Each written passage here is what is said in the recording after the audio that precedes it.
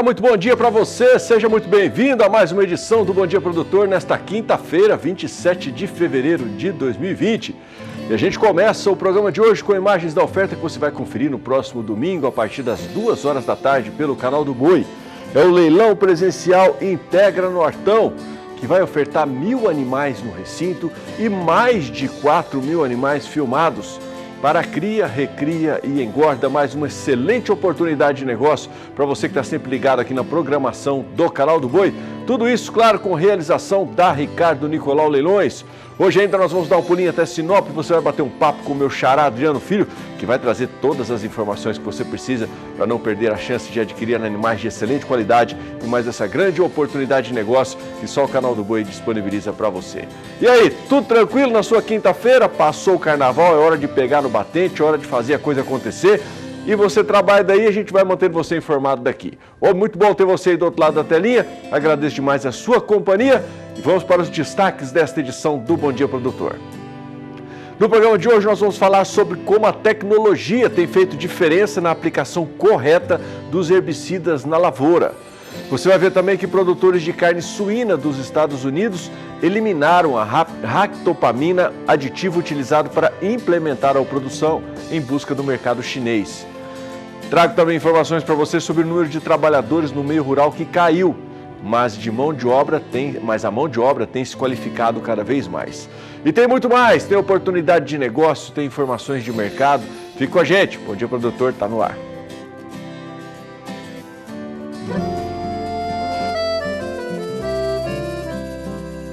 Acorda que o galo já cantou e o sol já vem fazer brotar mais um novo dia. Lenha no fogão, café pra esquentar e a bicharada no quintal. Bota pra molhar, tira leite no curral, arreia o cavalo, tem gado pra campear.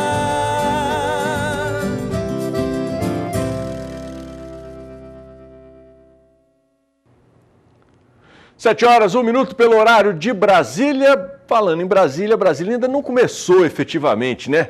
Porque agora tem esse resquíciozinho de carnaval aí, essa ressaca ainda para o pessoal do Congresso lá. Tudo volta a acontecer efetivamente na segunda-feira. Mas já tem destaque rolando por lá e é para Brasília que nós vamos agora bater um papo com o Saulo Lopes, que vai destacar para você os assuntos que devem movimentar Brasília nesta quinta-feira. Bom dia, Saulo.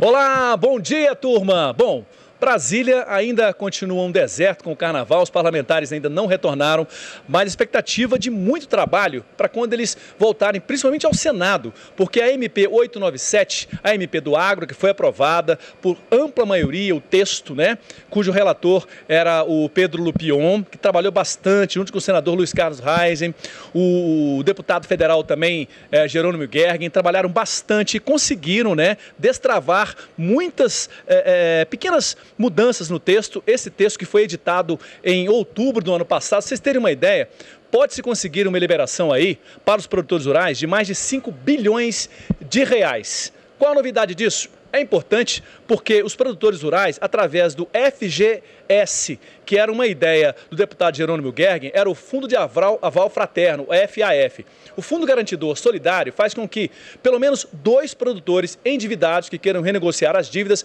vão obter mais recursos junto à iniciativa privada, os bancos, para poder alavancar a produção no campo. Outra novidade também, mas isso o produtor tem que tomar cuidado, é que os produtos rurais agora serão vinculados à CPR, a cédula de produtor rural. Faz com que isso eles possam ser executados judicialmente, mas tem uma dificuldade maior de serem executados, uma vez que é uma garantia maior, um lastro de garantia maior. Portanto, né, vamos voltar à vaca fria. Senadores com muito trabalho pela frente para analisar o texto da MP 897, aprovando-a. O Brasil pode crescer muito mais. A Conab já previu quebra de safra para esse ano e com esses recursos de mais de 5 bilhões, essa legislação vai dar mais segurança jurídica no campo. De Brasília, Saulo Lopes. Bom, vamos agora para a cotação do boi gordo, com números apurados pela Scott Consultoria, dando aquele giro matinal por todas as regiões do país, trazendo preços para você. Lembro sempre, é bom destacar que os preços que eu vou te mostrar são para uma boiada comum, à vista, e também estão livres de FUN rural. E você vai ver, vou colocar aqui, ó, para você acompanhar em casa, que você vai ver que a situação não mudou em relação ao último fechamento. Vai entrar a primeira tela aqui, que é da região sudeste, e você vai perceber que os números se mantiveram estáveis, não houve alterações de preços em praticamente ou em todas as regiões do Brasil. Vamos dar um giro rapidinho aí, você está vendo os preços de São Paulo, Minas, Rio de Janeiro e Espírito Santo. Em relação ao fechamento anterior ao Carnaval, não houve alterações de preços. A mesma situação a gente vai ver no Sul. Vamos agora para o Sudeste, primeira tela, onde também o clima é de estabilidade, não houve movimentação de preços. Na segunda tela do Centro-Oeste, a situação também é a mesma, os preços se mantêm estáveis. No Nordeste, a mesma situação, os números ainda são relativos ao último fechamento, antes do Carnaval, e a mesma situação também a gente encontra na região Norte. Os preços seguem estáveis, não houve alterações. Eu acredito que o mercado deva começar a se movimentar a partir de hoje ou, quem sabe, a partir da segunda-feira só. Estabilidade total nos números do mercado do boi gordo em todas as regiões do país. Vamos ver como é que fechou a cotação do bezerro Nelore ontem. Os números também são apurados pela Scott Consultoria.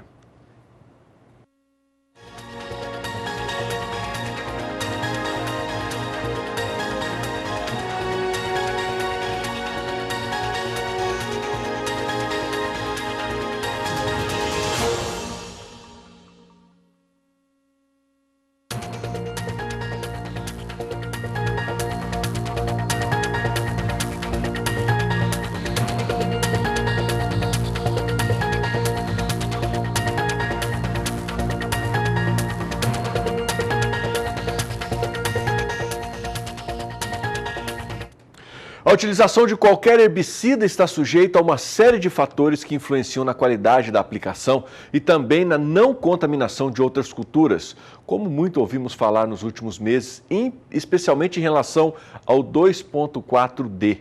Preocupado com isso, uma cooperativa do Rio Grande do Sul está promovendo palestras e oficinas com orientações dos que os agricultores e trabalhadores devem levar em conta na hora de aplicar o herbicida na lavoura. Acompanhe aí. Tecnologia de aplicação com baixa deriva. Esse é um assunto recorrente que foi muito falado nos últimos anos. Daniel, que é engenheiro agrônomo da Cotripal, o que vocês estão trazendo de novo ou revisitando alguns conceitos para o produtor rural associado da cooperativa? Na verdade, como se falou, é revisitando alguns conceitos. A cooperativa já tem um trabalho a longo prazo, já desde da década de 90, com a utilização do baixo volume, né? Então isso trouxe esse trabalho para os nossos produtores, nossos associados, e foi um benefício muito grande na época, porque aumentou muito a escala, a capacidade de aplicação dos produtores, que era bastante baixa.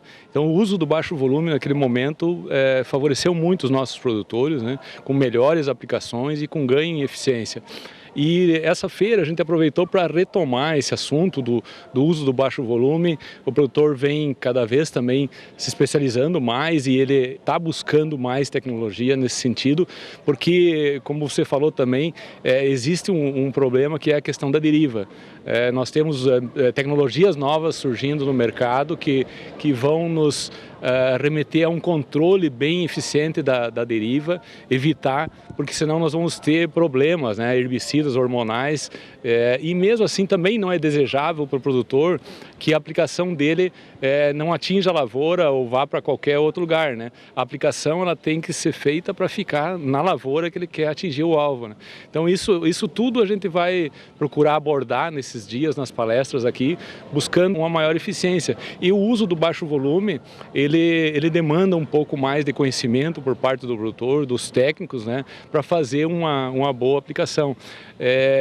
Hoje o produtor no país todo está buscando isso, demanda também algumas tecnologias de uso de adjuvantes eficientes também para controlar a deriva, para fazer o uso de um bom baixo volume, né, um bom adjuvante para proteger a gota, tudo isso é necessário. Então nessas palestras que a gente vai fazer nos 2 dias, a gente quer abordar esses assuntos, né, e focado na questão do baixo volume, principalmente pelo ganho de capacidade do produtor, o ganho em escala, cada vez mais o produtor quer extrair o máximo de um equipamento que ele compra, né, equipamentos hoje que tem alta eficiência, alta capacidade, que tem um custo também considerável. Quanto mais ele aproveitar o equipamento, melhor vai ser também, né? Pois é, Denil, esse ano e o ano que passou, a gente teve vários problemas aí, principalmente com o uso do 2,4-D, né?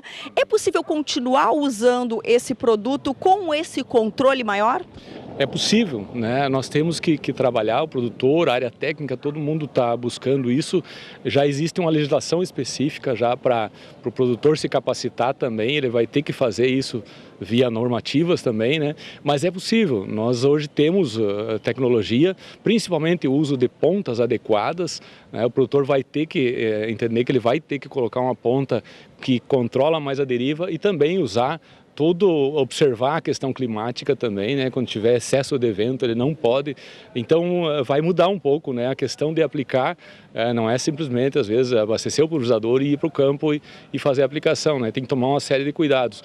E os 2,4-D, outros herbicidas hormonais, eles têm essa questão de que nós podemos usar, é uma excelente ferramenta, é um herbicida de muitos anos já, mas que tem um espectro muito bom de controle de plantas daninhas, né? Somente nós temos que realmente adequar o seu uso com essas ferramentas e com tecnologia, né?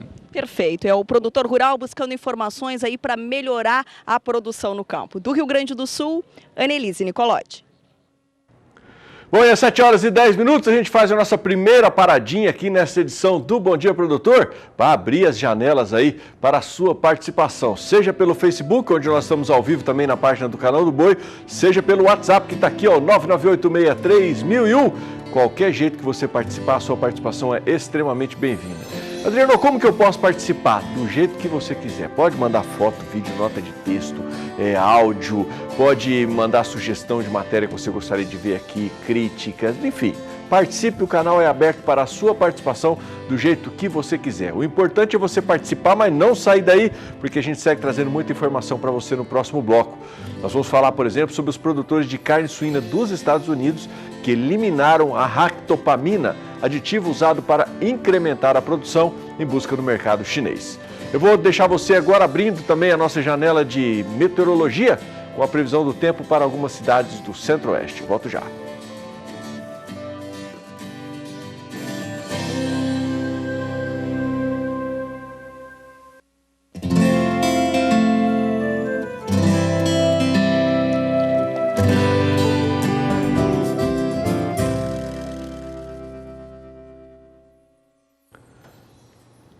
Sete horas e 14 minutos, bom dia, está de volta.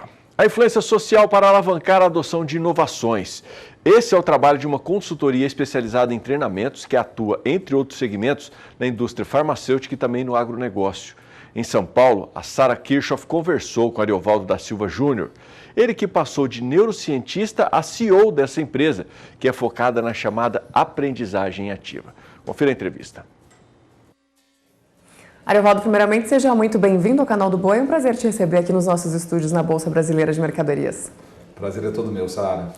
Ariovaldo, você me contou que você era neurocientista, né? É ainda neurocientista, mas acabou migrando para essa área de treinamento em aprendizagem ativa. Eu queria só que você resumisse como que aconteceu isso. A história é simples. Eu sou médico de formação, sou neurologista, me dediquei muito tempo, 15 anos à medicina, e dentre as atividades que eu fazia como médico estava a de palestrante. E eu comecei a ficar muito incomodado como uma situação onde eu dei uma palestra que eu achei interessante, que tinha sido boa, mas logo que ela terminou, a gente foi jantar e eu ouvia perguntas que pareciam de pessoas que não estavam na plateia. Fui me dar conta que apresentações tradicionais, aulas expositivas em PowerPoint, levam uma taxa de retenção de somente 5%. Em contrapartida, quem dá a aula retém 80% do que foi dito. Então, nossa trajetória foi perceber que havia uma falência na educação continuada de quem já pratica o assunto.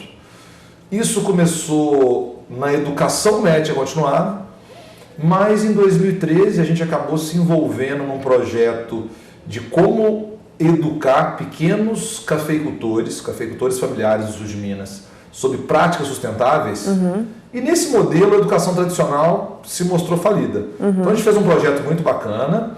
Esse projeto foi base de uma pesquisa conduzida na Holanda. Eu fiquei um ano, quando eu deixei a medicina formalmente, para me dedicar só à educação, à aprendizagem.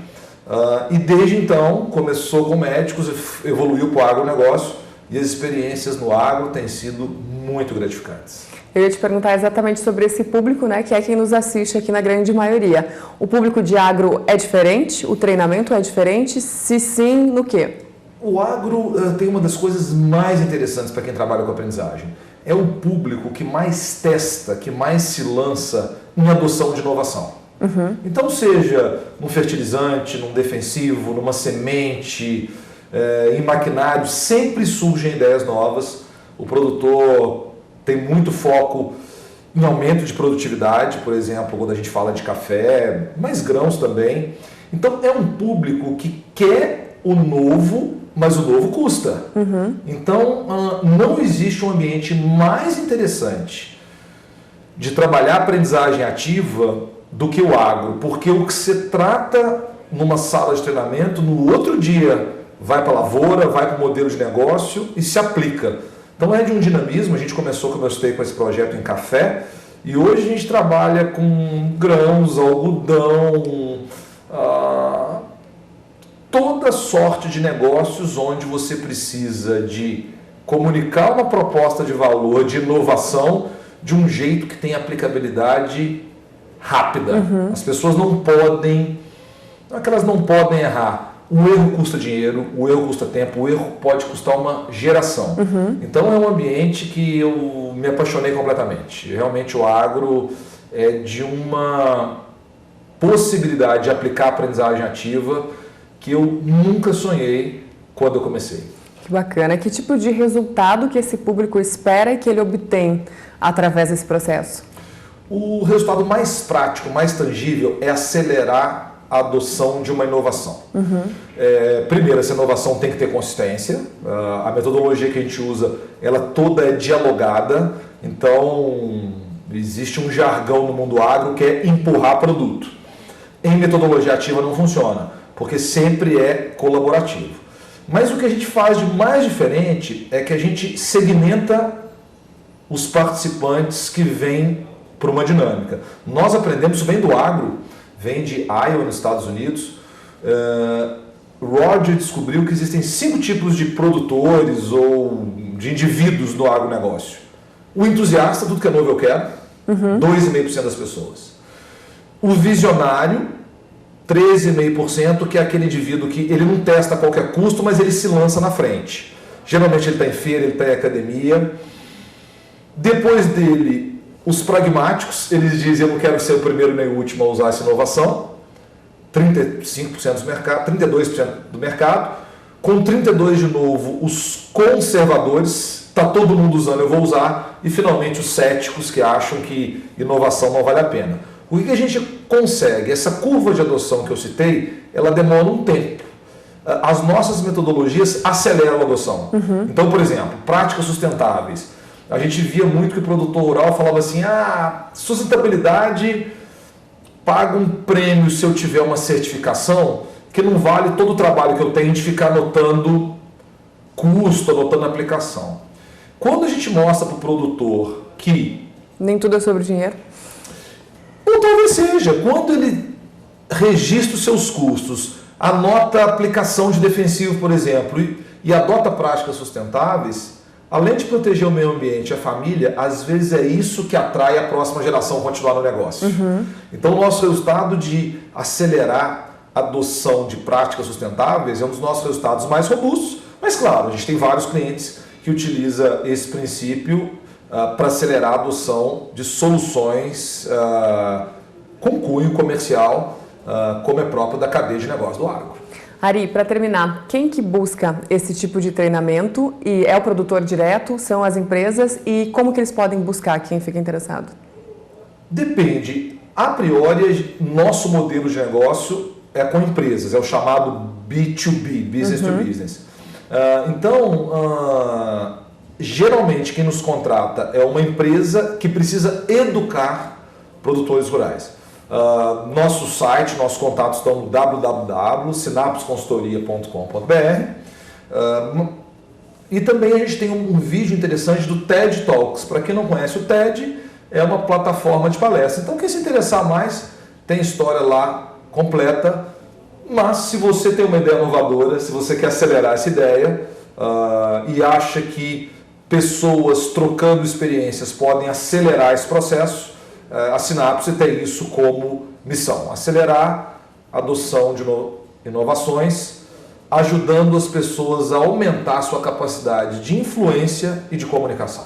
Perfeito, Ari. Muito obrigada mais uma vez pela sua participação aqui conosco e sucesso. Obrigado a você, Sara.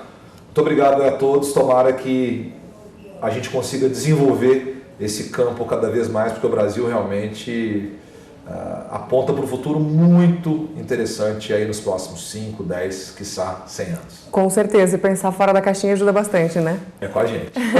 Perfeito, então esse foi Ariovaldo Alberto da Silva Júnior, CEO da empresa Sinapse, como eu falei lá no início, neurocientista também. Devolvendo o sinal para Campo Grande, é com vocês.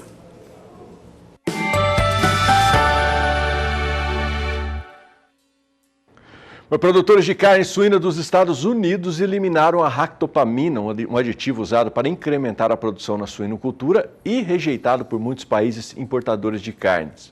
O objetivo dos pecuaristas norte-americanos é ganhar o mercado chinês. O mercado chinês se tornou mais atraente após a redução do rebanho causada pela febre africana, que exterminou aí uma centena, dezenas, milhares de suínos lá naquela região. Mas para comentar essa retirada da ractopamina, nós estamos aqui no estúdio com o analista de agronegócio, João Pedro Cuti Dias. Bom dia, João. Bom dia a todos vocês. Mercado é mercado, ou seja, o consumidor é soberano. O chinês falou que não queria receber carne com ractopamina, tira fora do uso na alimentação de suínos nos Estados Unidos. Ou seja, os frigoríficos já alertaram, a partir daqui 30 dias não vão mais receber nenhum animal que tenha resíduos de ractopamina. Por quê? Porque a China não autoriza. A ractopamina é um anabolizante para aumentar a massa muscular, especialmente em suínos. E isso é usado nos Estados Unidos, no Canadá. Tá? Quando esses países começaram a aumentar as exportações no mercado chinês, eles viram que iam trancar. O Canadá ficaram suspensas as exportações em função da ractopamina. Aí os canadenses tiraram fora, acabaram com o uso da ractopamina no Canadá. A mesma coisa está acontecendo nos Estados Unidos, ou seja, o americano, ele usa isso e deve usar outros em termos de bovinos. No passado usava dietilbestrol e outros. Nesse momento, o mundo, e especialmente o chinês, está exigindo que não use isso. Isso é bom ou é ruim para o Brasil? Eu acho que é bom. Nós não usamos isso. Ou seja, nós não temos a mesma capacidade, não usamos produtos de maneira artificial aumentar a concentração de músculo nos animais, por exemplo, de carne. E isso encarece o nosso custo. Por que nós engordamos boi inteiro? Porque os hormônios do testículo do boi, produzidos pelo testículo do boi, compensam esses produtos artificiais. Então, por essa razão nós fizemos isso. Agora fica todo mundo igual. Nós vamos começar o jogo 0-0, ou seja, a competição nossa com o Canadá, com os Estados Unidos e outros, em termos de suinocultura, fica na capacidade que nós temos de manejar o nosso rebanho, aumentar o número de leitões desmamados, ou seja, nós temos condições iguais para todo mundo disputar mercado. Isso é fruto do quê? Da participação expressiva da China. A China hoje está ocupando o primeiro lugar nas importações de carne bovina, carne suína, carne de frango, em função do problema que eles tiveram com a peste suína africana, que dizimou 1/3 do rebanho suíno deles lá.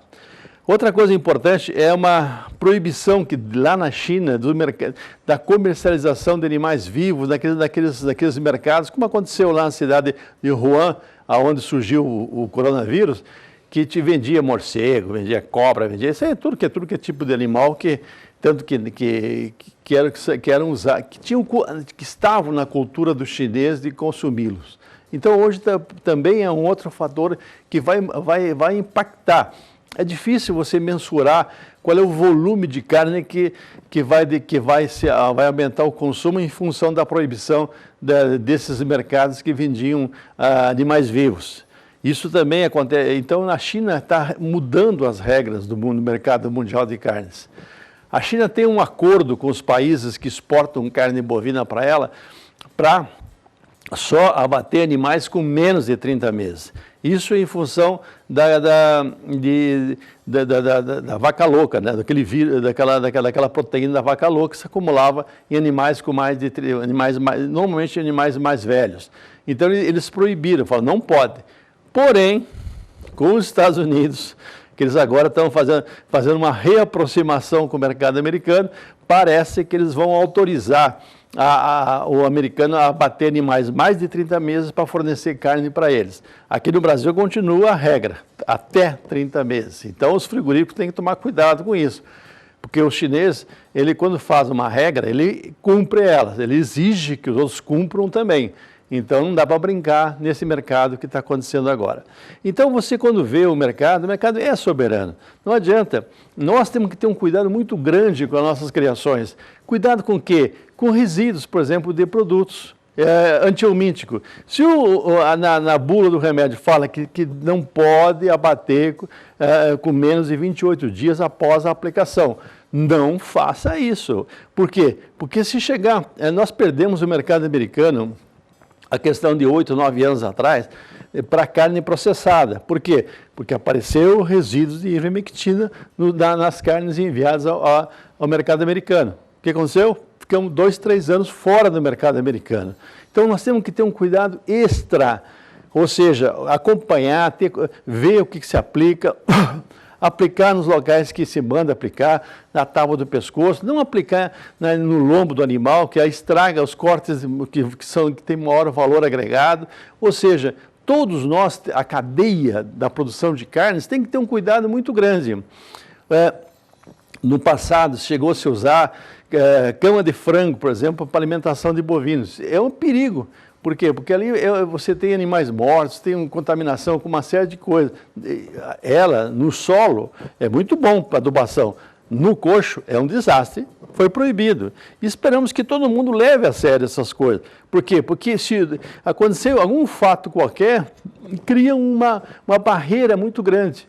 O Brasil é um grande exportador, seja de carne de frango, seja de carne bovina, e agora começando a aparecer também, já disputando o 3º lugar, logo na questão de exportação de carne suína. Então, todos os cuidados são poucos nesse mercado. Por quê? Porque os nossos concorrentes estão olhando com uma lupa o que acontece no Brasil para poder achar obstáculo. Essa liberação de exportação de carne bovina in natura para os Estados Unidos custou um esforço muito grande do governo. Por quê? Porque o lobby americano fez pressão contra o Brasil. Eles têm medo de que o Brasil aumente de forma significativa as exportações para o mercado americano. Nós temos mais competitividade, a nossa carne é melhor para fazer carne moída, para fazer hambúrguer, e o nosso custo é infinitamente menor que o deles.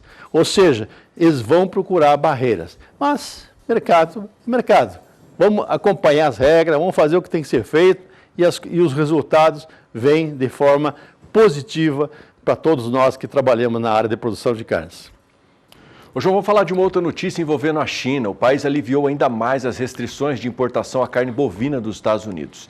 Na segunda-feira passada, a China divulgou que concederá isenções de impostos a 696 produtos dos Estados Unidos, incluindo produtos agrícolas como soja e carnes bovina e suína. Isso é bom? Até que ponto afeta o agronegócio brasileiro? Adriano, a China, antes da guerra comercial com os Estados Unidos, ela tinha um superávit, ou seja, o volume das exportações dela superava em quase 390 bilhões de dólares as importações americanas. Hoje, Isso caiu um pouco, depois das tarifas, isso e aquilo. Hoje deve estar nos 250 bilhões de dólares o superávit.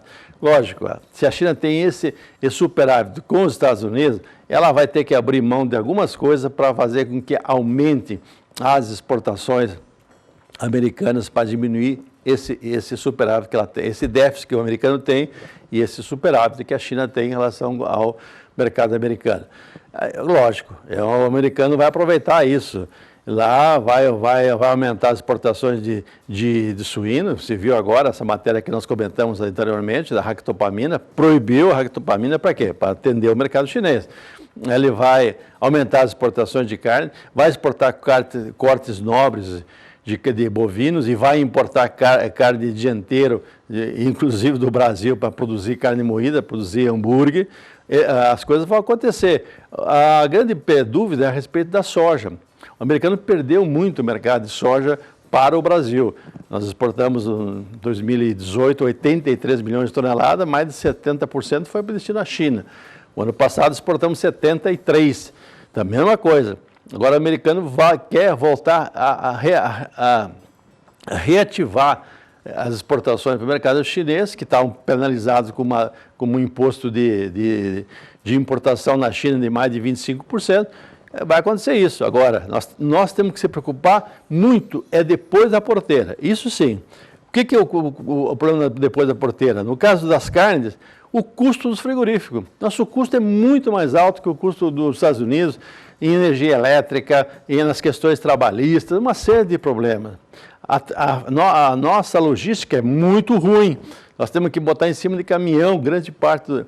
Agora que está começando a ferrovia a ocupar um espaço. Um dia desses estava comentando que eu vi uma matéria a respeito da concessionária da ferrovia que vai de Rondonópolis a Santos, levando containers em duplo deck, ou seja, 2 containers por vagão. Isso sim, isso barateia o custo, ou seja, você em vez de transportar de caminhão um container pelas estradas, você põe um comboio e leva 180 containers, e vão os containers vazios, ou vão com algum outro produto e voltam carregados com carnes. Isso sim, isso é uma redução de custo. Nós temos que trabalhar nessa maneira, depois da porteira, para poder competir com os americanos. Legal, João, obrigado pela sua participação. Nós vamos para mais um intervalo comercial. Eu estou na mão aqui com 2 telefones para mandar uns abraços aqui para o pessoal que já está participando, tanto pelo WhatsApp, 998631001, bem como pelo Facebook. Está acompanhando a gente pelo Facebook? O Gilberto Xavier da Silva Xavier e o Ronaldo Arruda já mandaram aqui o seu bom dia para o Bom Dia Produtor. Obrigado, viu, pessoal, pela participação de vocês. Quem está ligado na nossa programação também já participou foi o Valdomiro Dias. Valdomiro, infelizmente, não colocou aqui de onde ele é, mandou aqui um alerta bacana, vou ver se eu consigo passar para vocês aí, em relação à pesagem nos frigoríficos. Obrigado, viu, Valdomiro, pela sua participação. O Luciano Donizete, que está assistindo a gente lá em Santa Branca, no Vale do Paraíba. Obrigado, viu, Luciano, pela sua participação. E o Andrei Schutz, lá de Canguçu, no Rio Grande do Sul, diz que a região lá está muito seca e as lavouras estão secando, principalmente a situação muito feia para a soja e para o milho, uma estiagem que sem dúvida nenhuma está afetando diretamente a produção lá no Rio Grande do Sul e pode trazer impactos até na safra 2019-2020. A gente pede a Deus aí que traga chuva para o Rio Grande do Sul o mais rápido possível para que os produtores possam minimizar os prejuízos que já estão instalados por lá. Pessoal que já participou, obrigado pela participação, obrigado por dar aí um bom dia para a gente, e eu retribuo da mesma forma, desejando um dia abençoadíssimo para todos vocês.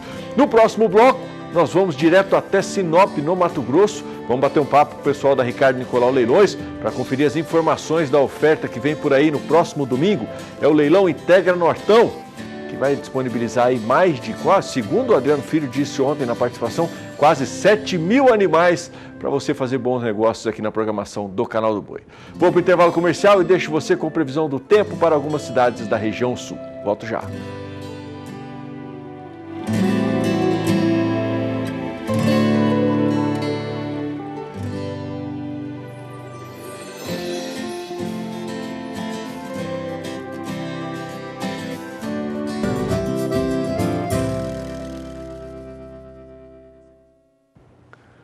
7 horas 36 minutos, é hora de bons negócios aqui no Bom Dia Produtor. É hora da gente dar um pulinho até Sinop para você ficar por dentro aí das informações da agenda da Ricardo Nicolau Leilões. Especificamente, a dupla dinâmica do agronegócio hoje, o Batman e Robin do agronegócio que está reunida hoje, vai trazer informações para você sobre o leilão Integra Nortão, que vai ser realizado no próximo domingo.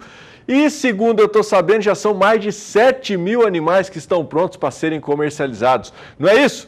Adriano Filho, você é o Batman ou você é o Robin nessa história? Eu sei que você está acompanhado hoje, né? A dupla dinâmica está reunida aí. Eu queria que vocês definissem quem é quem e trouxessem informações para a gente a respeito da agenda da Ricardo Nicolau Leilões. Bom dia para você, bom dia para o meu amigo Arnaldo também.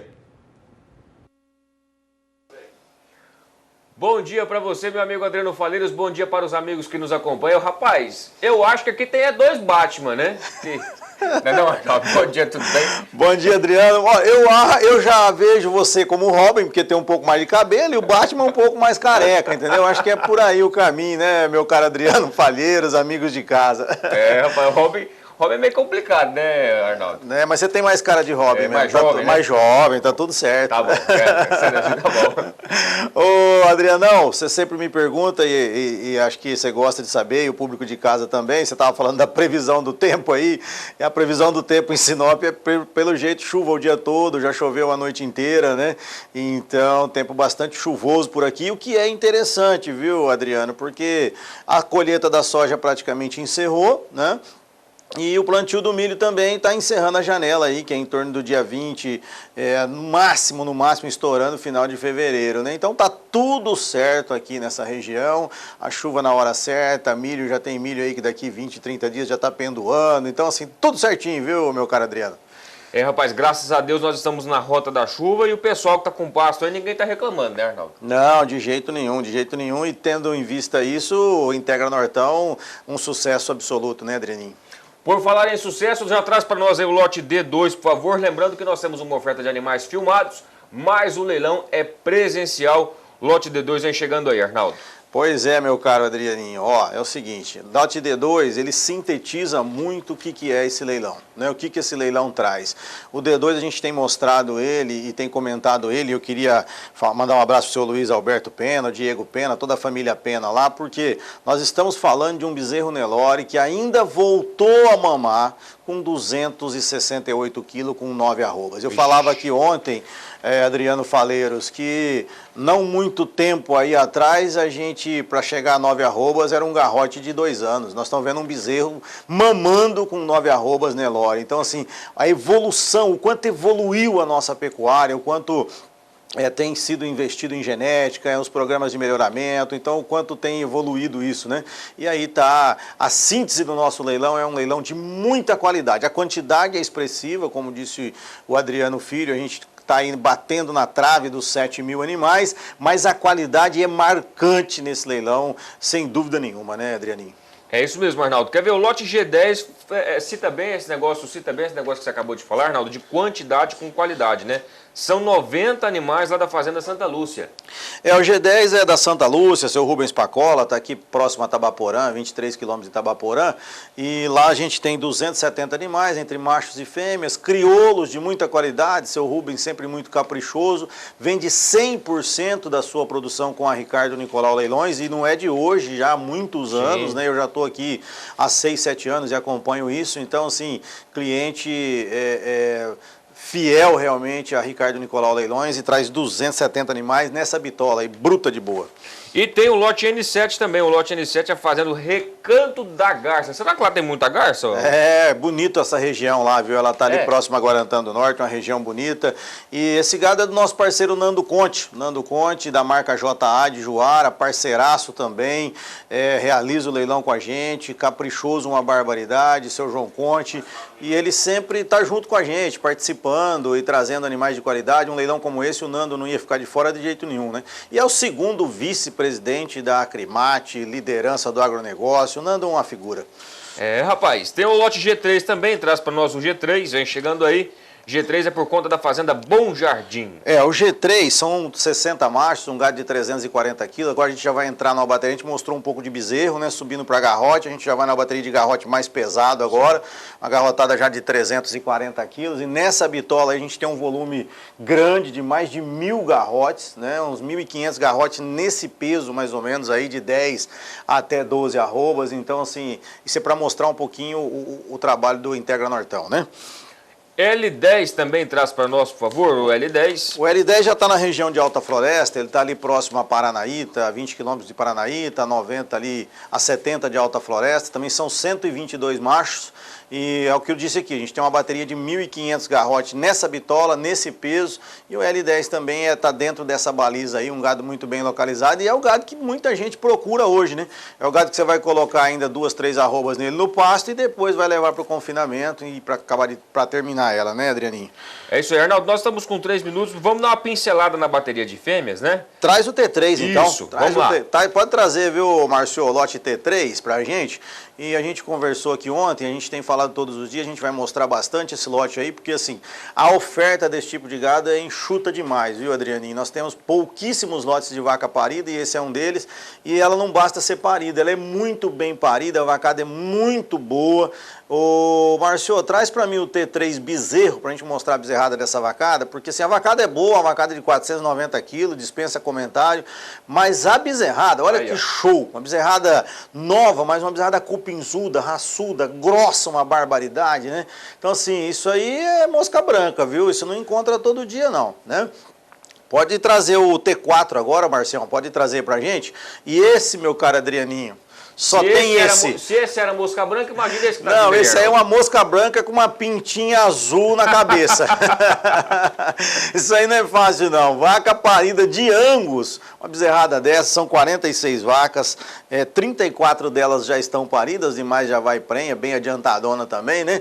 Mas você vê que isso aí é para prestigiar realmente o Integra Nortão, porque quem tem não vende um gado desse hora nenhuma, né? Um bezerro desse, a hora que desmamar, vai valer R$2.000 de média. Então, como é que você vai vender um gado desse, né? Isso aí é gado para comprar, né? Isso é para comprar toda hora, não pode vender hora nenhuma, né? Gadão, viu? Gadão. Perfeito, então, Arnaldo, nós já caminhamos para o nosso final. Eu quero que, para a gente encerrar, então, você faça o convite, reforce o convite para o Integra. Pois é, os amigos de casa que nos acompanham aqui todas as manhãs, durante o dia, na programação do SBA, anote na sua agenda, eu sei que muita gente já anotou, mas sempre tem gente nova chegando, querendo saber mais. É dia 1º, é domingo agora, né, pelas lentes do Canal do Boi. Interessante chegar cedo, tem mais de 1.000 animais no recinto, vistoria o recinto, bate papo com a turma, faz aquela interação.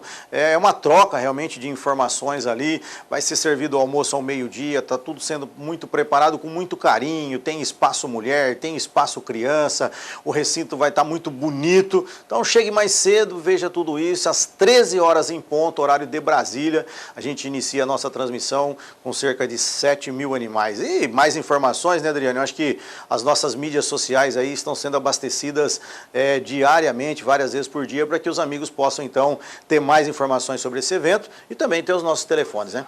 Perfeito. Valeu então, Arnaldo. Meu amigo Adriano Faleiros, desse jeito eu encerro a minha participação. Liga da Justiça desligando aqui. Um forte abraço para você e até mais. Tchau, tchau. Valeu, grande abraço para a Liga da Justiça aí, um abraço para você, para o Arnaldão, sucesso, um ótimo dia para vocês. Bom, o Canal do Boi Fazendas apresenta mais um grande negócio para você, investidor. É a oportunidade de aquisição de uma área retroportuária em Garuva, Santa Catarina. Situado em um ponto estratégico com capacidade de atender até 5 portos no raio de apenas 90 quilômetros, a área está pronta para ser edificada, tem autorizações e licenças liberadas e atualizadas e ainda tem a possibilidade de receber incentivos fiscais e municipais. E quem vai te trazer mais detalhes sobre esse grande negócio disponível aqui na programação do Canal do Boi é o repórter Vinícius Souza.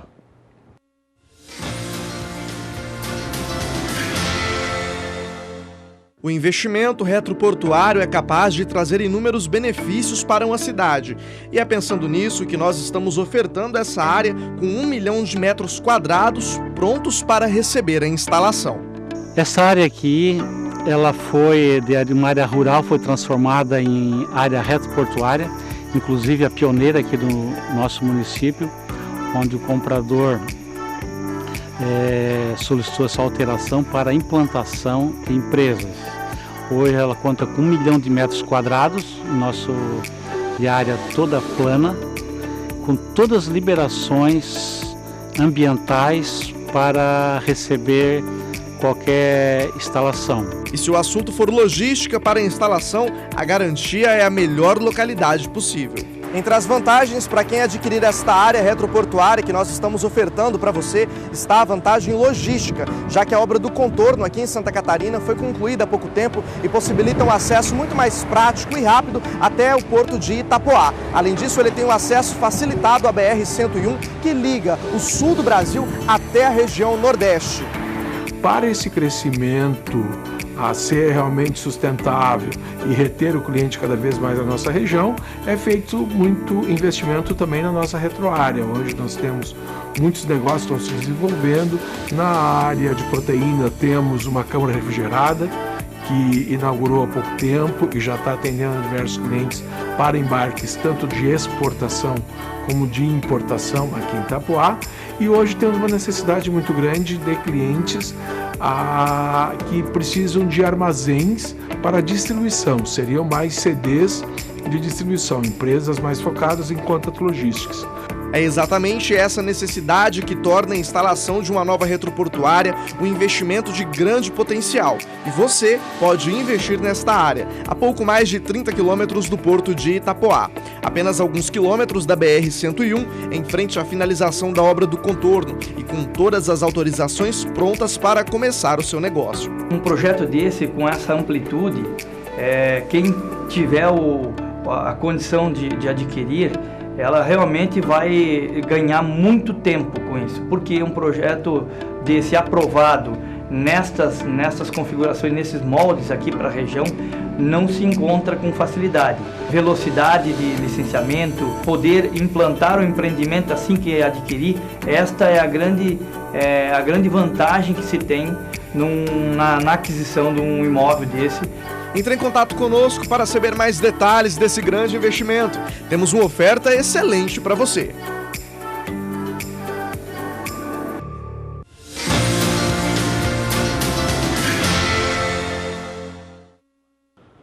Tem mais informações e também outros vídeos dessa área de garuva disponíveis lá no nosso portal sba1.com/fazendas, tá? Tá chegando mais um intervalo comercial por aqui, muita gente participando, mas esquecendo de dizer de onde é, quem é, e aí a gente não tem condição de mandar um abraço apertado para você. Mesmo assim, obrigado pela participação de todos. Eu quero mandar um abraço apertado para o Luciano Lira e o pessoal do assentamento Egídio Bruneto, lá de Rio Branco, do Ivaí, no Paraná, que também está participando aqui, dizendo que assiste o programa todos os dias. Obrigado para todo mundo, obrigado para o Luciano aí e todo o pessoal lá do assentamento Egídio Bruneto, de Rio Branco do Ivaí, no Paraná. Obrigado, viu, pessoal? Um ótimo dia para vocês aí. Bom, no próximo bloco nós vamos falar sobre o número de trabalhadores no meio rural que caiu, mas em compensação a mão de obra tem se qualificado cada vez mais. Fique por dentro dessas informações logo depois do intervalo comercial. Mas deixo você com a previsão do tempo e temperatura para algumas cidades da região norte do país. Volto já.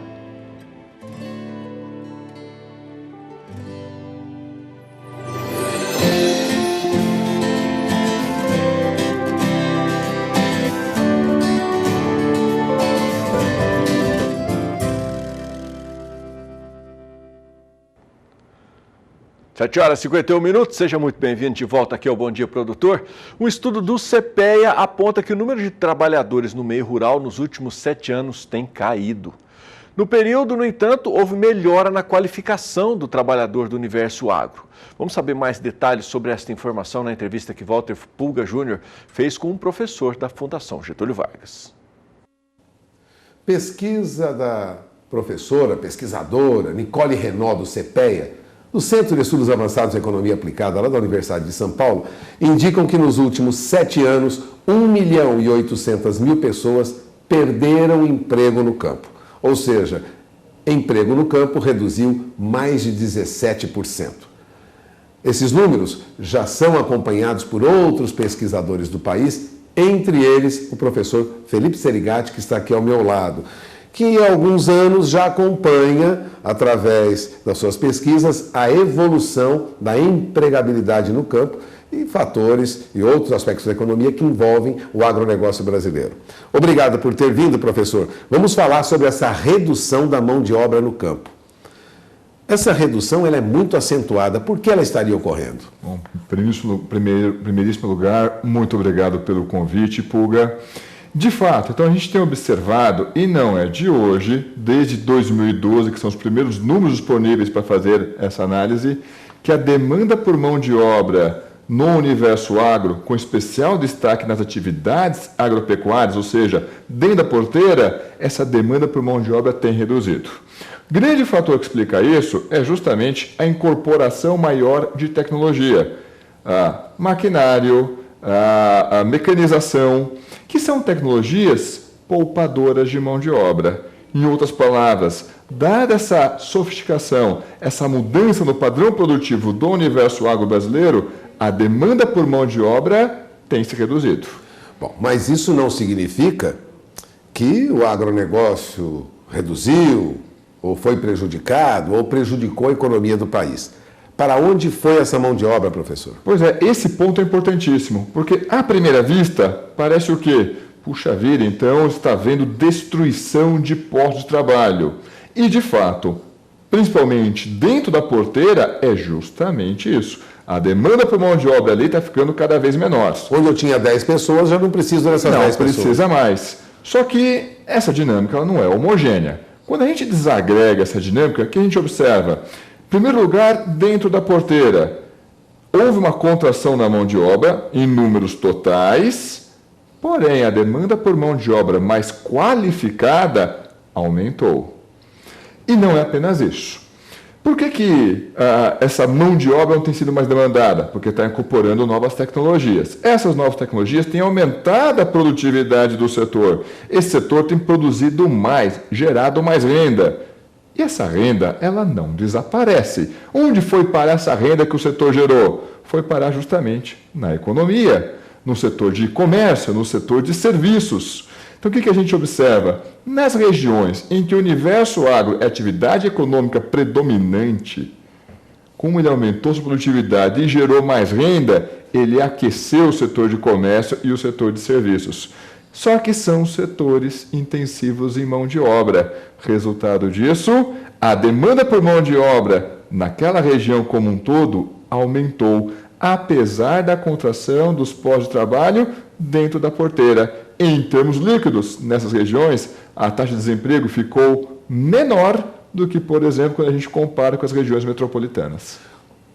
Há alguns anos, ou melhor, há alguns meses, o senhor esteve aqui dizendo que o PIB, a empregabilidade nas cidades onde o agronegócio é forte, era menor do que em outras regiões do país. Ou seja, o agronegócio gera emprego, se não dentro do campo, dentro da porteira, Exato. Gera na cidade.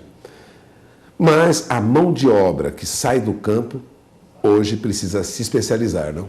Então, é complicado, tá? Então, pelo lugar, não sei se aquela mão de obra que está lá, ou toda a mão de obra que foi liberada, toda ela consegue voltar para o universo agro. É importante a gente lembrar que a demanda por mão de obra no universo agro tem sido por uma mão de obra mais qualificada. Qual que é o lado bom que a gente tem que enxergar nas regiões em que o agronegócio é atividade predominante? Em geral, serviços mais básicos de atividade de comércio não demandam uma mão de obra tão qualificada assim. Ou seja, aquela mão de obra que foi liberada no campo foi absorvida justamente por setores que são intensivos de mão de obra e que não requerem uma mão de obra tão qualificada. Exemplo que, para mim, foi assim, chamou a atenção. Luiz Eduardo Magalhães, lá no oeste da Bahia, estava no hotel e o garçom, conversando com ele, ele colhia algodão na região de Guanambi. Só que não se usa mais mão de obra para colher algodão. Não faz menor sentido uma coisa dessa. Ele foi arrumar trabalho aonde? Justamente no oeste da Bahia, onde a atividade econômica estava mais aquecida. Como colhedor de algodão? Não, como garçom. Pergunta para ele, você prefere colher algodão ou servir uma latinha de refrigerante? ele vai dizer com certeza servir a latinha de refrigerante. E vivendo na área urbana, provavelmente tem condições melhores de acesso à saúde, educação, com todas as dificuldades que nós sabemos que as cidades têm. Com certeza. De qualquer maneira, evoluiu. Exatamente. E não podemos esquecer um detalhe importantíssimo. Defender emprego não é ser empreguista. Nós não vamos voltar a colocar assessoristas dentro dos nossos elevadores. Aquela mão de obra dentro do elevador está improdutiva, não faz sentido. Tem que pegar aquela mão de obra e realocar em alguma outra atividade, algum outro setor. Voltando para o universo agro, diversas atividades que antes ocupavam aquela mão de obra, gente, essa mão de obra não faz mais sentido estar ali. Essa mão de obra ela vai ser mais produtiva se for alocado em outros setores. Ótima notícia. No universo agro, nas cidades, nas regiões em que a atividade econômica é predominante, nós temos observado essa dinâmica. Há, por exemplo, algumas profissões que estão, na verdade, em extinção. Tirador de leite, por exemplo, está em extinção. Ainda existe? Existe. Outras profissões, da porteira para dentro, devem acabar, professor? Provavelmente. Não é exclusividade do universo agro. Então, sei lá, até mesmo tem exemplos clássicos de mão de obra qualificada, por exemplo, dentro da medicina. Um indivíduo que vai fazer diagnóstico por imagem. Então, talvez a sua demanda está, pelo seu tipo de trabalho, vai reduzir. Os computadores fazem isso provavelmente hoje. Vão fazer, e talvez com uma margem de erro menor. Não que o computador vai acertar sempre, mas com uma margem de erro menor. E isso, de novo, para quem está no meio da tempestade, óbvio que é desconfortável. Porém, para agregado da economia, é justamente esse processo que a gente tem que trilhar. Mas não dá para deixar o indivíduo no meio da tempestade. Com certeza.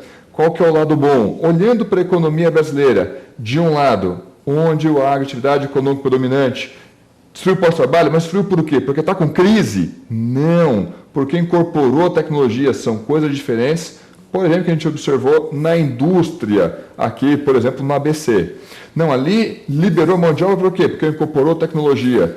Mas ao incorporar tecnologia, aumentar a produtividade, gerar mais renda, gerou postos de trabalho. No seu quintal? Não no meu quintal. Gerou postos de trabalho no outro lado da rua. Gerou postos de trabalho lá naquele comércio, lá naquele setor de serviços. O senhor mesmo comentou, ao comentar a pesquisa de Nicole Renaud, que, na verdade, as profissões básicas é que foram as mais atingidas. Porque agora temos maquinário que processam, fazem colheita, retirada de leite, por exemplo, etc. A pergunta é, há uma redução muito grande da mão de obra no campo. Isso indica que a adoção de tecnologia no Brasil tem sido acelerada no campo? Eu não vou dizer simplesmente acelerada, mas vou dizer que é uma questão de sobrevivência. Então, você está aí operando no universo agro, você tem uma dificuldade monumental de repassar um choque de custos para frente, por exemplo, aumento no preço de um insumo, ou, sei lá, aumento no custo do frete. Você não consegue, aumento de salário. Você não consegue refazer esse choque de custo, repassar choque de custo para frente, para o seu preço. Diferente, por exemplo, de um comércio de rua, que tem maior liberdade para jogar esse preço um pouquinho para frente. O universo agro não. Em geral é tomador de preço. O preço é uma cotação. E aí, então como é que eu faço para sobreviver? Você só tem uma opção. Ou você aumenta a sua produtividade, ou você está fora do jogo. Ou seja, não é simplesmente assim, a adoção da tecnologia tem sido acelerada. É uma questão de sobrevivência. Não é que tem sido acelerado, é que quem não adota está com os dias contados. Não tem para onde fugir. E não tem escapatória, vamos dizer assim. Não tem. Você observa diversas transformações. Então, vai ter aquele, por exemplo, pecuarista pequenininho. Por um tempo consegue sobreviver, mas em condições cada vez piores. Não é aquela coisa assim, de repente do nada vai se transformar. Não vai. Não, quero prosseguir com um pouco mais de musculatura, com um pouco mais de fôlego. Não tem opção. Ou incorpora tecnologia, não só tecnologia, ou melhora a gestão dentro da sua propriedade, ou seus dias estão contados. Bom, você acaba de ouvir o professor Felipe Serigati, que acompanha a evolução do agronegócio brasileiro, estuda detidamente, ele faz parte da FGV Agro. Tecnologia é um caminho sem volta. Produtor que não adotar vai sofrer pressão do mercado. E a mão de obra no campo tende a diminuir na medida em que as máquinas ocupam diferentes funções. E um detalhezinho, peço desculpa por interromper dessa forma, foi o que aconteceu com as remunerações médias. Olha, a remuneração média do universo agro, na média, é inferior ao restante da economia brasileira? É inferior. Porém, essa distância tem ficado cada vez menor. Ou seja, ganha-se bem no agro também. A remuneração média no agro tem acelerado, tem crescido a uma velocidade maior do que no restante da economia brasileira. Ainda na média menor? Mas esse gap tem se estreitado. Salários no campo têm aumentado. Tem aumentado. Bom, tá aí o recado e as informações, a análise do professor Felipe Serigati. Te agradeço a sua participação. Eu que agradeço, Pulga. É com vocês em Campo Grande. 8h03, mais um intervalo comercial chegando por aqui. Mais uma oportunidade que eu tenho de mandar um abraço apertado para o Janilson. Está acompanhando a gente lá em Riacho de Santana, no interior da Bahia. Diz que é um telespectador assíduo do canal do Boi e não perde um leilão. Obrigado, viu, Janilson, pela sua companhia, pelo carinho da sua audiência. E o pessoal que continua participando, mas esquecendo de mandar o nome de onde está acompanhando, meu amigo, não esqueça de se identificar para que eu possa mandar um abraço apertado para você. Mesmo assim, obrigado pela participação de todo mundo que já mandou a sua mensagem via WhatsApp para o 998631001 e também pela página do Facebook do Canal do Boi. Daqui a pouco eu vou mandar uns abraços para o pessoal que está acompanhando também pelo Facebook. No próximo bloco, você vai ver que tem crescido o uso de fertilizantes naturais na agricultura. Eu trago todas as informações logo depois que eu voltar. Você fica aí com previsão de tempo e temperatura para algumas cidades da região Nordeste. Volto já.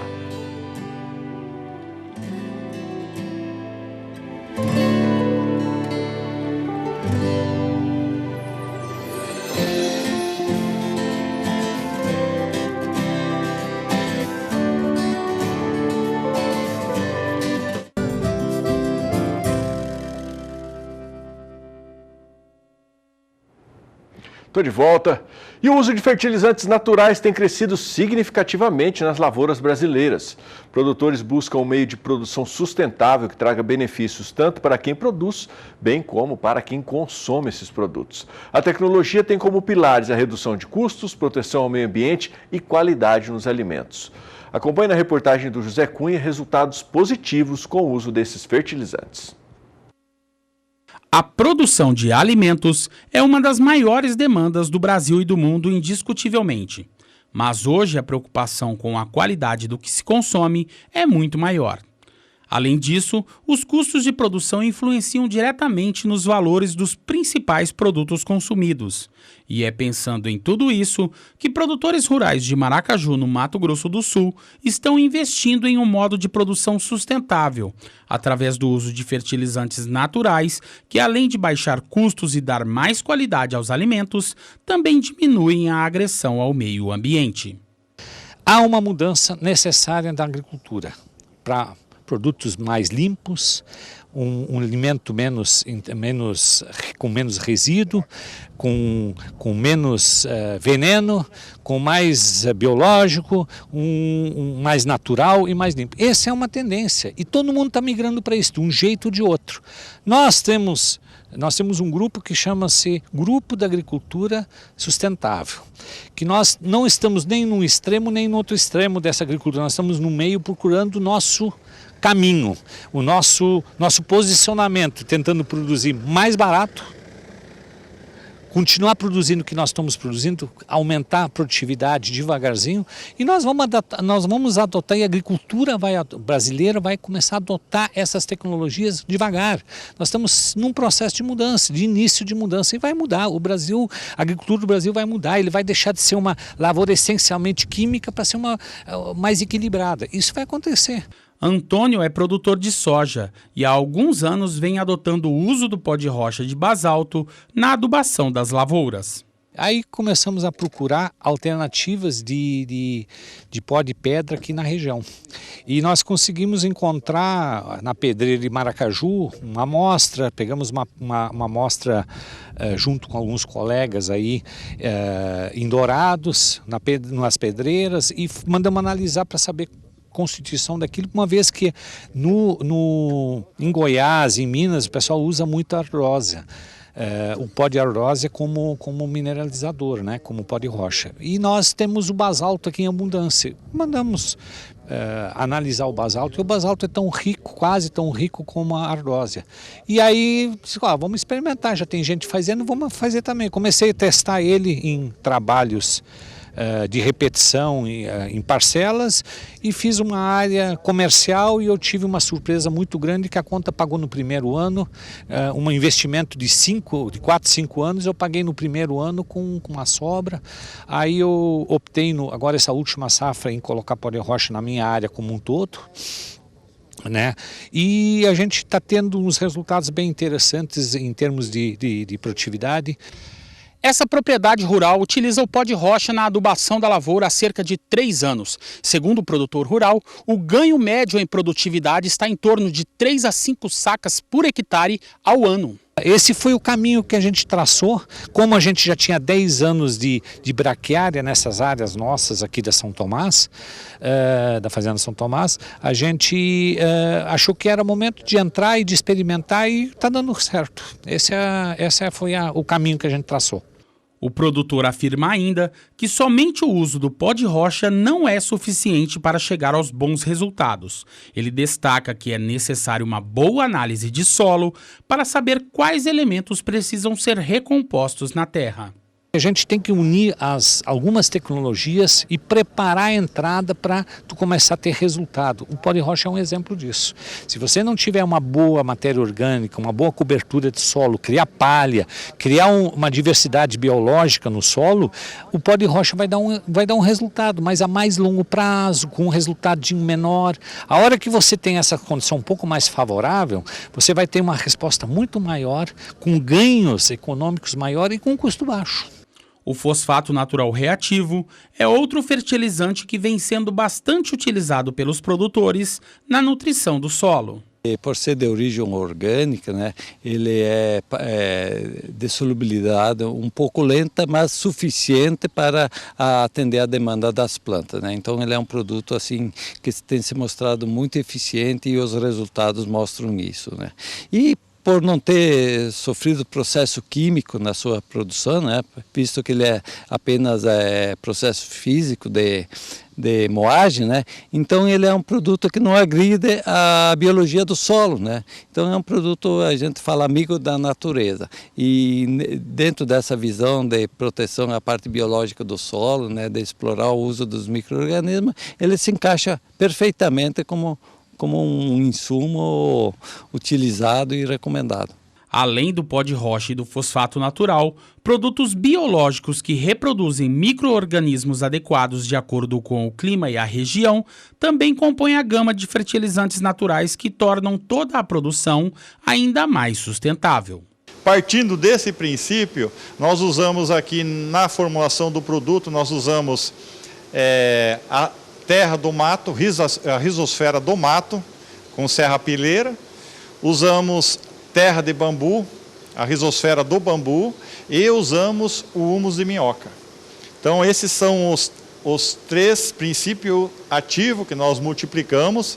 Aí nós vamos colocar aí junto melaço de cana, melaço de soja, farinha de milho, farinha de mandioca, farinha de trigo, farinha de soja, farinha de osso de peixe, farinha de pena e aí por diante. São várias farinhas que elas servem de alimento para os micro-organismos. O que acontece? Com essa diversidade de farinhas e a diversidade de micro-organismos que nós temos, e todos eles nativos da propriedade, nós multiplicamos eles e aplicamos em grande volume na área agrícola. E nós estamos percebendo aí bom resultado, tanto na cultura como na própria cultura e no solo também. Nós percebemos, por exemplo, que tem melhorado a questão de nodulação, já vem melhorando e tem melhorado mais ainda. A questão de fungos, que nós não percebíamos mais no solo, nós estamos vendo a proliferação de fungos. Com isso, o que nós conseguimos? Baixar custo e usar menos produtos químicos. Então, a produção do soja e do milho vai ser um produto com mais qualidade de nutrientes do que o sistema como nós vimos fazendo anteriormente, né? De Maracaju, no Mato Grosso do Sul, José Cunha. Bom, nosso companheiro da casa aqui, o Éder Campos, está preparando também uma matéria muito bacana para complementar aí as informações do José Cunha, trazer outros pontos de vista a respeito da utilização de componentes orgânicos aí para diminuir o uso de fertilizantes, né, de agrodefensivos na lavoura, muito bacana. O pessoal tem tido resultados muito bacanas aí, principalmente no combate ao percevejo e outras pragas da cultura da soja. Logo mais, acho que acredito que hoje, no máximo amanhã, você já vai estar com todo esse material sendo exibido aqui também na grade de programação do Canal do Boi. Bom, eu vou trazer para você agora informações importantes de como aumentar a produção de leite na sua produção, na sua propriedade. E isso tudo você pode fazer através da tecnologia da CSJ, que tem uma solução que ajuda você a economizar tempo e dinheiro. É a mini fábrica de ração para você produzir ração aí mesmo na sua produção. Acompanhe. O produtor de leite está sempre pensando em como aumentar a produção. A gente sempre fala em lucratividade em centavos por litro de leite, né? Esse vai ser o diferencial no sucesso da atividade. Ter ração de qualidade e sempre na hora são algumas das possibilidades que a mini fábrica de ração CSJ oferece. Com a mini fábrica CSJ de 1.000 quilos, o produtor de leite pode reduzir em média até 35% nos custos de produção. O equipamento é compacto e qualquer pessoa pode operar. Primeiro, coloque na moega os insumos como milho e farelo de soja, por exemplo, que vão direto para o moinho. Depois, acrescente os núcleos. Os componentes são levados para o misturador. Tudo isso é muito rápido. Leva em média 15 minutos por batelada.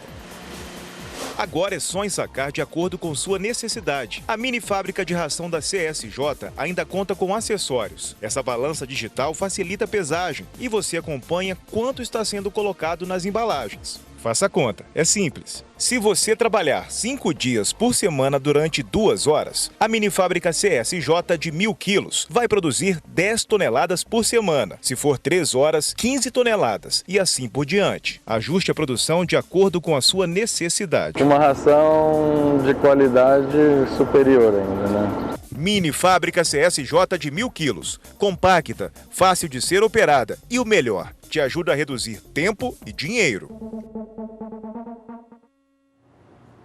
Bom, vamos para mais um intervalo comercial, último desta edição. Se você não participou, aproveite, põe o dedinho para trabalhar aí, mande a sua mensagem via WhatsApp para o 998631001.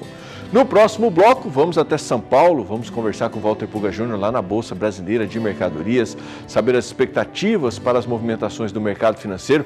Ontem, em virtude aí da primeira confirmação do coronavírus aqui no Brasil, as bolsas fecharam uma queda catastrófica e o dólar atingiu aí o maior patamar nominal da história. Daqui a pouco o Puga vai trazer as informações para você sobre o trágico dia de ontem no mercado e as expectativas para essa reta final de semana.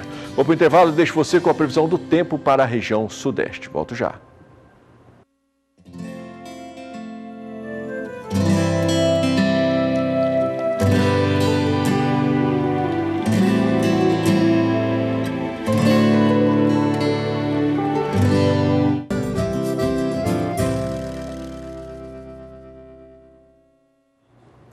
Estou de volta e destaco para você que o setor da ovinocultura está aquecido aqui no estado de Mato Grosso do Sul. O número de abates tem aumentado e o destino final da carne, na sua maioria, é para o estado de São Paulo. A repórter Kali Rodrigues tem mais informações sobre este assunto. O crescimento identificado vem por meio de uma movimentação de produtores que migraram profissionalmente para a atividade. O analista do sistema FamaSul menciona que a assistência técnica e gerencial, a TEG do Senar MS, tem auxiliado no crescimento. Então, essa maior adesão mostra a profissionalização. Logo, então, essa atividade se torna formal. Então, a sua produção, que seria a carne, o abate dos animais, começa a ser contabilizada pelos serviços de inspeção, promovendo esse aumento que nós percebemos aí. No começo, a ATEG atendia cerca de 15 produtores aqui no estado de Mato Grosso do Sul. Agora, em 2020, já são 74 produtores assistidos pela assistência técnica. Nós saímos aí de em torno de 3.700 quilos, do 2018, para 4.700, 4.800 quilos, que é uma variação aí que nós conseguimos verificar. E essa carne abatida abastece quais aí os mercados? Fica aqui em Mato Grosso do Sul, como é? Nós temos uma parte que fica no estado, né? Mas nós podemos afirmar que a maior parte ela é enviada para São Paulo, que é um dos principais mercados consumidores desse tipo de carne, né? E não só São Paulo, tem alguma coisa que vai para Goiás, para Minas, Paraná, mas o que a gente pode dizer é que o que mais influencia é o mercado de São Paulo mesmo. As raças mais encontradas em produção são santinês e dorper, indicadas pela resistência. A carcaça destes animais são de peso e qualidade. Como o destino final é São Paulo, as expectativas é que o setor continue crescendo, até porque o próprio mercado tem se organizado com frentes de terminação, que são áreas que trabalham especificamente com a terminação dos animais em confinamento. De Campo Grande, Kaile Rodrigues. Bom, e o Ibovespa, o principal índice do mercado brasileiro de ações, despencou no dia de ontem, caiu cerca de 7%. A Bolsa fechou operando aí na casa de 105 mil pontos, a Bolsa que esse ano já chegou perto de 120 mil, ontem fechou aí na casa de 105 mil pontos, com a confirmação do primeiro caso do coronavírus aqui no país. E o dólar avançou sobre o real, passando de R$ 4,44, com perspectiva de continuar em alta nessa semana. Vamos até São Paulo, vamos até a Bolsa Brasileira de Mercadorias, conversar com o Walter Puga Júnior, porque a semana é curta para o mercado, mas começa com muita preocupação, né, Puga? Bom dia.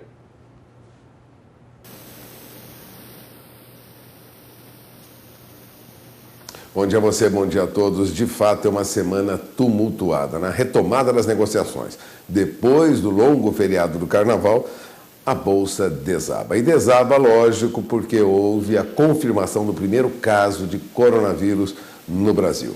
Há perspectivas de outros casos daqui para frente, portanto, há muita preocupação em todos os setores da economia com os impactos negativos que isso pode causar aqui dentro. Independente disso, há muita preocupação com o que ocorre lá na China. Redução de viagens para a Ásia, redução de negócios, perspectivas de empresas paradas deixando, vamos dizer assim, de demandar, de solicitar metais que são importantes para países exportadores como o Brasil. Diante de tudo isso, o índice Bovespa desabou, teve a maior queda diária desde 2017. Ontem o índice Bovespa perdeu 7%, fechou aos 105.718 pontos. O giro financeiro da sessão, para se ter uma ideia, passou de 33 bilhões e 200 milhões de reais. Normalmente, isso estaria entre 18, no máximo 24 bilhões. Mas foi uma disparada nas negociações ontem, movimentou muito dinheiro, mas o preço das ações recuaram. Foi a maior queda do índice Bovespa desde o dia 18 de maio de 2017, o conhecido Joesley Day, quando a Bolsa perdeu 8,80%, quando esse empresário do JBS denunciou o então presidente Michel Temer, né? Bom, naquela ocasião a derrocada foi grande, 8,8%, mas agora chegamos perto. O índice acentuou ontem a queda, principalmente à tarde, depois de uma queda generalizada, não só nos papéis de empresas brasileiras. Para se ter uma ideia, os papéis da Petrobras caíram entre 9,95% e até 10%, uma desvalorização acentuada para os papéis da Petrobras. Os papéis da empresa aérea Gol caíram 14,3%. Os bancos recuaram em média 5%. Aliás, o Santander perdeu quase 5,8%. E o Bradesco teve queda de quase 5,40%. Os papéis da Vale, exportadora de minérios, diante dos problemas de redução de demanda pelo minério brasileiro, recuaram mais de 9,5%. Foi uma perda acentuada. Para se ter uma ideia, em termos de valor de mercado, as perdas das ações reunidas no índice alcançou 260 bilhões de reais. Ou seja, as empresas negociadas na Bolsa perderam ontem, em valor de mercado, 260 bilhões de reais em apenas um dia. A queda de 7% ontem foi preocupante para quem trabalha no mercado financeiro. Mas isso ocorre só no Brasil? Não. Nos Estados Unidos, esta semana, o índice Dow Jones já recuou 7,02%. Na Argentina, o índice Merval recuou 5,65%. Na Rússia, o principal índice da Bolsa Russa, que é o RTS, recuou 4,16%. A Índia também teve alguns dos principais índices, entre eles o Standard & Poor's Sensex, com queda de mais de 3%. A queda menor foi na Turquia, onde o índice BIST 100 caiu 1,42%. Há um recuo generalizado em todas as bolsas do mundo. A queda acentuada ontem da nossa bolsa foi resultado do feriado, na verdade, de segunda e terça, quando nós não tivemos operações. Mas nesta semana, bolsas norte-americanas, bolsas da Europa recuaram e recuaram muito. Bom, há aí uma dinâmica que se espera, continuemos aí a ter queda, ou pelo menos, no máximo, alguma leve reversão do nosso índice da Bolsa. E o que aconteceu com o dólar enquanto isso? No painel fica fácil verificar como o dólar se comportava ontem. Chegou a passar de 4,44, foi a 4,44 mais 44. Por pouco não bateu 4,45. Subiu 1,15% ontem, terminou a R$ 4,44 mais 34. Não foi o valor mais alto do dia. Chegou a avançar um pouco mais. De qualquer maneira, não há como esperar que continue nessa alta tão acentuada. Até porque hoje o Banco Central vai colocar à venda 20 mil contratos de swap cambial tradicional, que é um mecanismo no mercado futuro que tem vencimento aí mais longo, agosto, outubro e dezembro deste ano. O importante é controlar, pelo menos é o que demonstra o Banco Central, uma alta acentuada do dólar. O dólar vai continuar em alta, mas a perspectiva é de que continue em alta lentamente. O Brasil é só mais um caso de coronavírus, disse Álvaro Bandeira, economista-chefe do Banco Digital Modal Mais. Agora, daqui para frente, é esperar como vai a Bolsa ter alguma leve recuperação e o dólar parar de subir desenfreadamente. Muito preocupante. Novos casos de coronavírus devem ser anunciados no Brasil daqui para frente. É o que esperam as autoridades sanitárias. Não seria surpresa se nós tivéssemos logo mais alguns anúncios. Isso vai prejudicando, lógico, os negócios em todo o mundo e aqui também. Adriano? Leopoldo, obrigado. E o pior é que para esse caso não existe vacina, né? Uma ótima quinta-feira para você. Bom, o Pulga volta logo mais na abertura do Agricultura BR, por volta de 12h10, 12h15, junto com o Fabiano Reis, aí atualizando você sobre a movimentação do mercado financeiro, já com tudo operando. Então fique ligado aqui na nossa programação para você ficar sempre muito bem informado. Eu estou indo embora, deixo um abraço apertado para você, mas antes quero mandar um abraço também para o Nilson Valério, que está sempre acompanhando a gente pela página do Facebook, mandou o seu bom dia para a gente aqui. Obrigado, viu, Nilson? Deus abençoe o seu dia e o dia de todo mundo que participou com a gente aqui e de você que participou também, que assistiu o programa e não pôde participar. Obrigado pela companhia. Amanhã, a partir das 7 horas, tem mais uma edição do Bom Dia. Até lá você fica muito bem informado acompanhando o nosso portal sba1.com. Ótima quinta. Tchau, tchau.